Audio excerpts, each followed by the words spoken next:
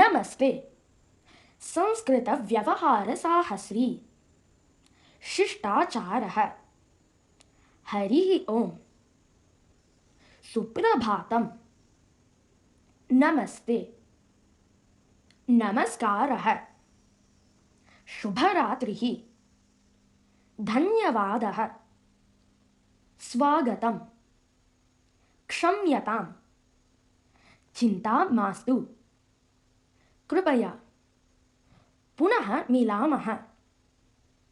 अस्तु। श्रीमन्, आर्ये, महोदये, साधु साधु, समीचीनम्। नमस्ते। नमस्ते। संस्कृतव्यवहारसाहस्री।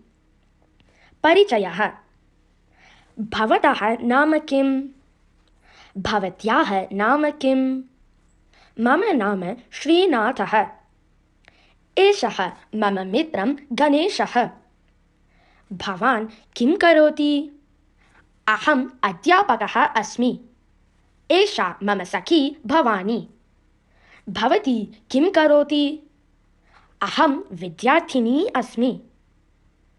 अधिकारी अधिकारिणी, प्राध्यापकः प्राध्यापिका, न्यायवादी न्यायवादिनी, व्याख्याता व्याख्यात्री, अभियन्ता अभियन्त्री, लिपिकारः लिपिकारिणी, विक्रयिकः विक्रयिका।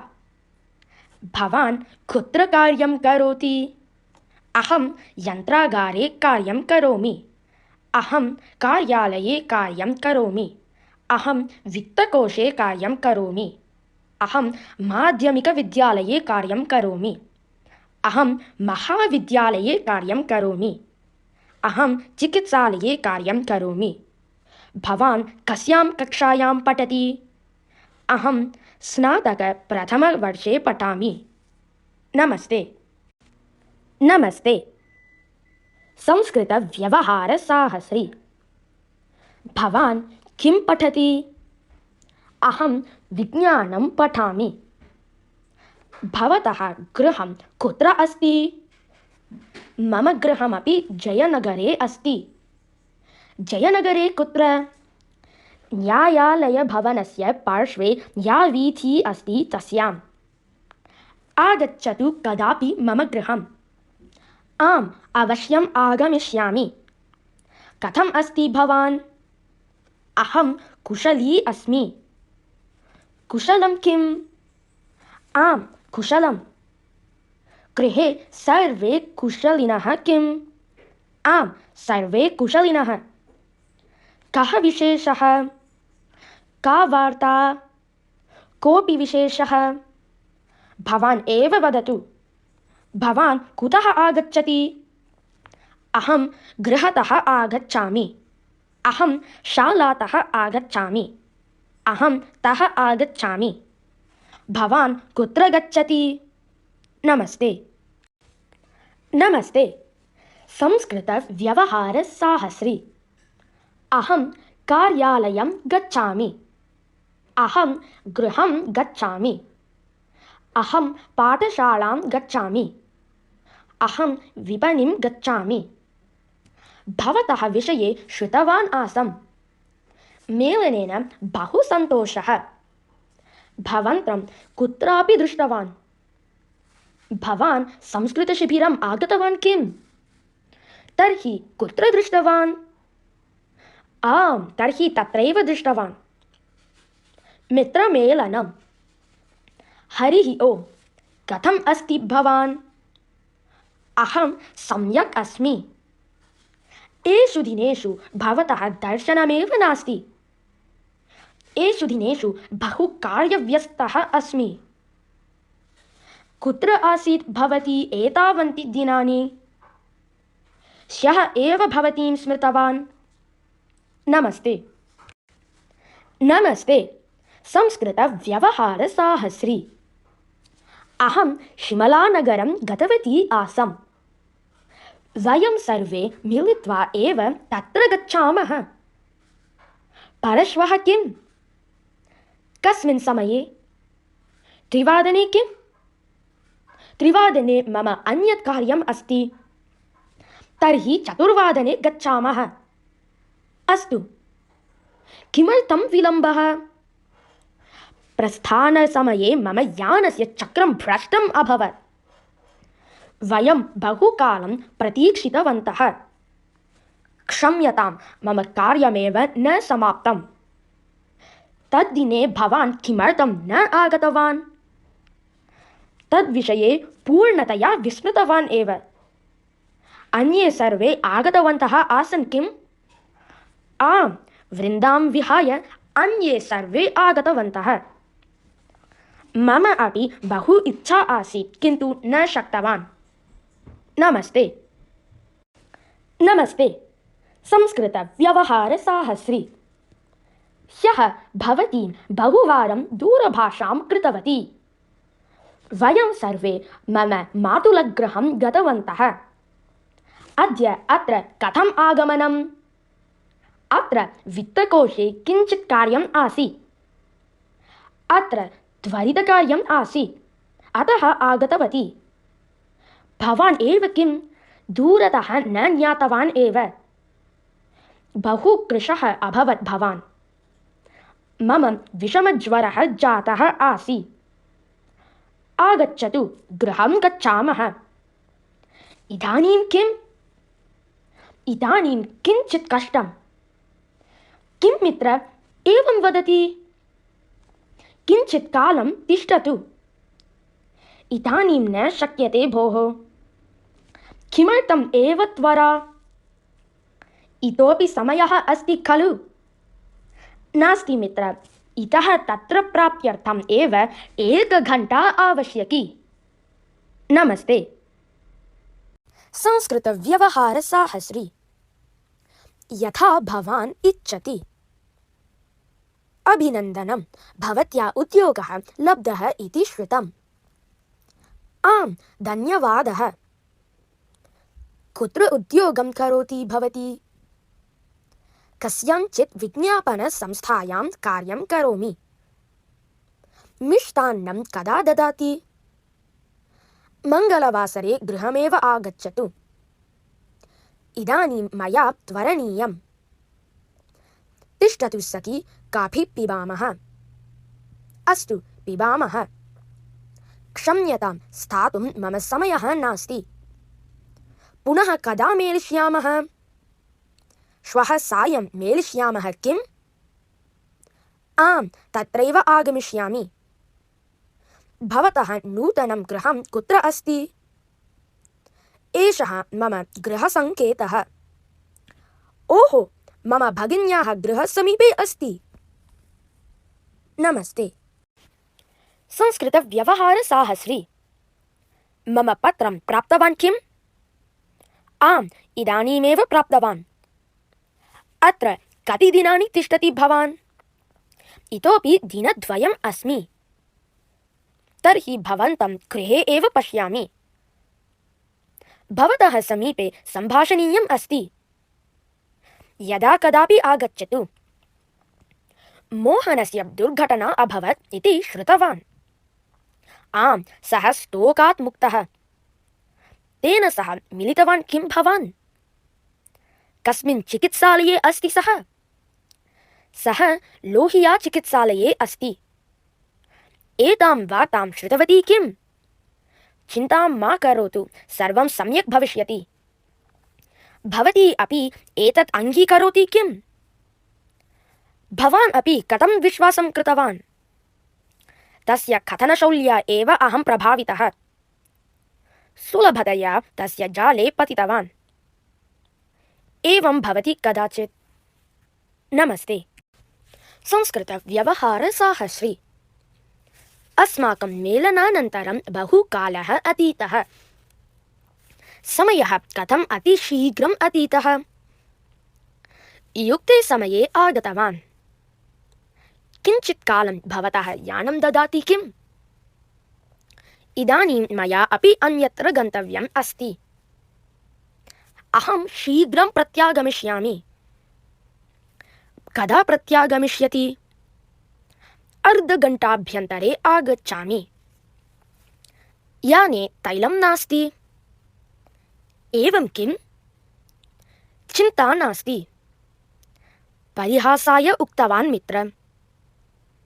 अन्यथा मा चिन्तयतु। एकनिमेषस्य विलम्बः चेत् अहम् अगमिष्यम्। एषः एकः आगत्य सर्वदा पीडयति। सः गतवान् किम्? भवन्तं द्रष्टुं सः पुनः आगच्छति खलु?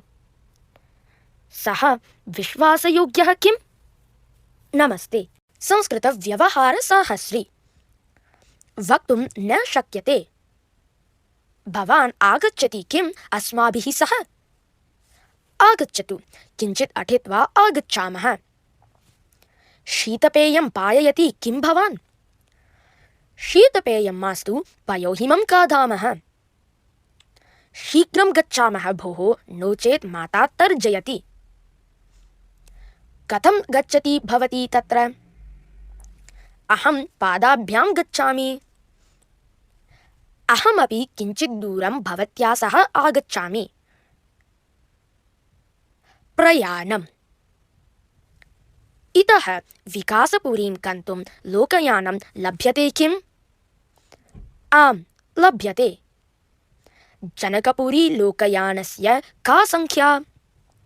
77,265 च लोकयानद्वयमपि जनकपुरीं गच्छति। तस्मिन् लोकयाने महान् सम्मर्दः अस्ति। तस्मिन् लोकयाने संख्याफलकं वा नामफलकं वा किमपि नास्ति। नमस्ते। संस्कृतं व्यवहारसाहस्री। इदानीम् एव एकं तीव्रगतिलोकयानं गतम्। शीघ्रम् आगच्छतु, लोकयानं प्रस्थितम्। वातायनसमीपे रिक्तं स्थलम् अस्ति। कदा वा निर्गच्छति एतत् लोकयानम्? निर्गमनसमयः 10:06 अस्ति। अग्रे गच्छतु, परिवर्तं ददातु। अग्रिमस्थानके अवतरणीयं किम्? अहं यात्रापत्रं क्रीणामि। गिरिनगरार्थं यात्रापत्रद्वयं ददातु। शीघ्रम् अवतरतु। बहु दूरे अस्ति किम्? इतः केवलं 10 निमेषाणां मार्गः। रेलयानम्। यात्रापत्रं कुत्र क्रेतव्यम्? यात्रापत्रस्य क्रयणस्थानं तत्र अस्ति, पश्यतु। तत्र बहु दीर्घः अनुपङ्क्तिः अस्ति। आरक्षणस्य प्रार्थनापत्रं कुत्र लभ्यते? नमस्ते। संस्कृतव्यवहारसाहस्री। पृच्छाविभागे पृच्छामः। 10 कृते आरक्षणं न लब्धम् एव भोः। 5 स्थानकप्रवेशकाणि ददातु। आरक्षणं निश्चितम् अभवत् किम्? न, इतोपि प्रतीक्षासूच्याम् अस्ति। भवत्याः यानकक्षस्य कः क्रमाङ्कः? भवतः आसनक्रमाङ्कः कः? मम आसनक्रमाङ्कः 29 अस्ति। GT यानस्य घण्टात्रयस्य विलम्बः। भवतां कति यानपेटिकाः सन्ति? बहु अधिकवस्तूनि सन्ति। भारवाहकः आवश्यकः एव। धनविषये जागरूकः भवतु। सर्वं स्वीकृतवान् किल? भवान् शीघ्रं न गच्छति चेत् यानं न लभ्यते। यात्रापत्रस्य किं मूल्यम्? यात्रापत्रनिरीक्षकं निवेदयामः। नमस्ते।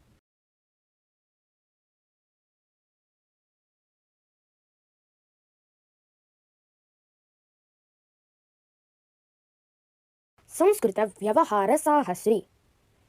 यानम् अत्र कियत् कालं तिष्ठति? निमेषत्रयं केवलम्। यानं देहलीं कस्मिन् समये प्राप्नोति? 10 वादने प्राप्नोति। इतोपि घण्टाद्वयम् अस्ति। किञ्चित् समञ्जनं कुर्मः। कृपया सर्वबन्धकं स्वीकरोतु। एतत् व्यजनं न चलति। वातायनम् उद्घाटयति किम्? अवश्यम्। प्रवासतः प्रतिनिवर्तनम्। कदा आगतवती? अद्य प्रातः आगतवती। केन यानेन आगतवती? अहं हिमाचल एक्स्प्रेस् यानेन आगतवती। कथम् आसीत् प्रवासः? उत्तमम् आसीत्। कति दिनानां प्रवासः आसीत्? 10 दिनानां। तत्र अहं दिनत्रयं स्थितवती। नमस्ते, संस्कृतव्यवहारसाहस्री। एकाकिनी गतवती किम्? न, अहं मम परिवारेण सह गतवती। बहु श्रान्तः अस्मि भोः। मार्गे दुर्घटना अभवत्। विशेषतया कोऽपि न व्रणितः। लोकयानेन गच्छामः। कः तदर्थं प्रतीक्षते भोः? त्रिचक्रिकया एव गच्छामः। कदा प्रस्थितवान्? परह्यः रात्रौ प्रस्थितवान्। किं सर्वं दृष्टवान्? गङ्गोत्री बहु सुन्दरी अस्ति भोः।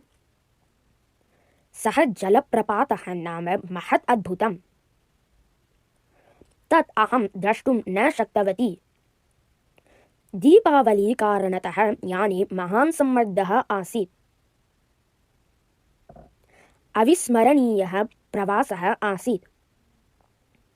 छात्राः: कस्मिन् महाविद्यालये पठति भवती? नमस्ते, संस्कृतव्यवहारसाहस्री। अहं विश्वेश्वरय्या अभियान्त्रिकमहाविद्यालये पठामि। अस्माकं भौतिकशास्त्रस्य अध्यापकः उत्तमः अस्ति। प्रथमकालांशं न आगतवान्? अद्य उत्थाने विलम्बः अभवत्।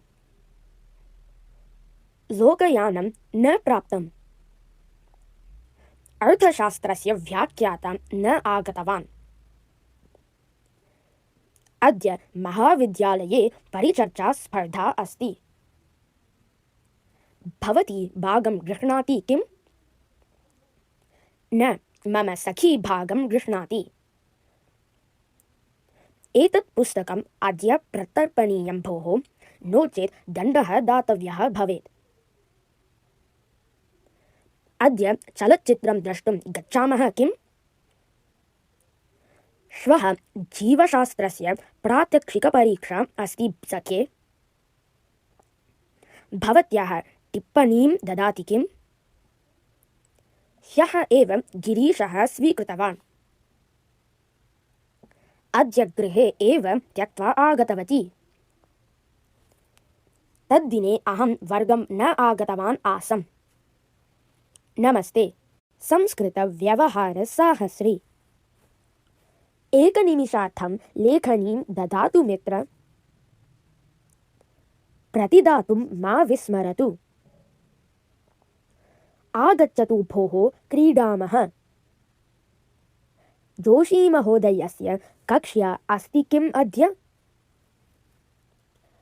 पदवी 93तमे वर्षे समापिता किम्?